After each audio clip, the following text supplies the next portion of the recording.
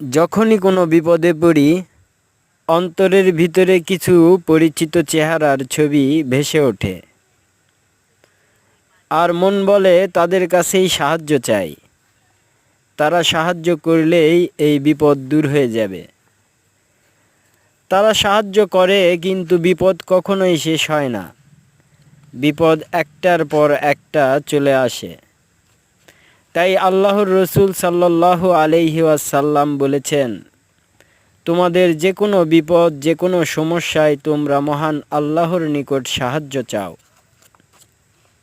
এমনকি তোমাদের জুতার ফিতাও যদি ছিঁড়ে যায়, তবুও তোমরা মহান আল্লাহর নিকটই সাহায্য চাও। আল্লাহ যদি সাহায্য করেন, তাহলে সকল বিপদ আপদ থেকে তিনি মুক্ত রাখতে পারবেন।